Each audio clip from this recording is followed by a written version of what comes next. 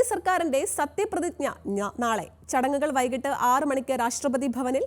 പ്രധാനമന്ത്രിക്കൊപ്പം സത്യപ്രതിജ്ഞ ചെയ്യുന്നത് ധനമന്ത്രിയും വിദേശകാര്യമന്ത്രിയും പ്രധാന ഘടകകക്ഷി മന്ത്രിമാരും. ചടങ്ങിന് സാക്ഷികളാകാൻ അയൽ രാജ്യങ്ങളിലെ തലവന്മാരും.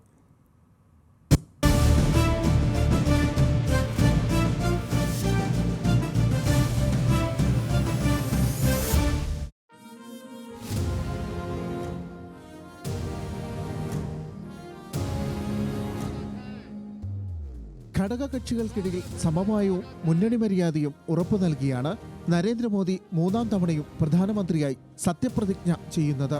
രാഷ്ട്രപതി ദ്രൗപദി മുർമു പ്രധാനമന്ത്രിക്കും കേന്ദ്രമന്ത്രിമാർക്കും സത്യവാചകം ചൊല്ലിക്കൊടുക്കും. മാലദ്വീപ്, ബംഗ്ലാദേശ്, ശ്രീലങ്ക, നേപ്പാൾ, ഭൂട്ടാൻ എന്നീ അയൽ രാജ്യങ്ങളുടെ തലവന്മാർ ചടങ്ങിന് സാക്ഷികളാവും. അഭിഭാഷകർ, ഡോക്ടർമാർ, കലാകാരന്മാർ, സാംസ്കാരിക പ്രവർത്തകർ തുടങ്ങിയ വിവിധ മേഖലകളിൽ നിന്നുള്ള പ്രമുഖരെ ചടങ്ങിലേക്ക് ക്ഷണിച്ചിട്ടുണ്ട്.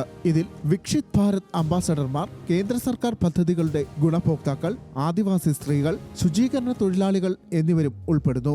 വിവിധ മതങ്ങളിൽ നിന്നുള്ള 50ഓളം പ്രമുഖ മതനേതാക്കളെയും ചടങ്ങിലേക്ക് ക്ഷണിച്ചിട്ടുണ്ട്. പത്മ പുരസ്കാര ജേതാക്കളും സത്യപ്രതിജ്ഞ ചടങ്ങിന് സാക്ഷികളാവും. സത്യപ്രതിജ്ഞാവേളയിൽ പാരാഗ്ലൈഡറുകൾ, പാരാമോട്ടോറുകൾ, ഹാൻഡ് ഗ്ലൈഡറുകൾ, മൈക്രോലൈറ്റ് എയർക്രാഫ്റ്റുകൾ, റിമോട്ട് പൈലറ്റ് വിമാനങ്ങൾ തുടങ്ങിയവയ്ക്ക് നിരോധനം ജൂൺ 9 മുതൽ പ്രാബല്യത്തിൽ വരുമെന്നും 2 ദിവസത്തേക്ക് തുടരുമെന്നും ഡൽഹി പോലീസ് കമ്മീഷണർ സഞ്ജയ് അറോറ പറഞ്ഞു.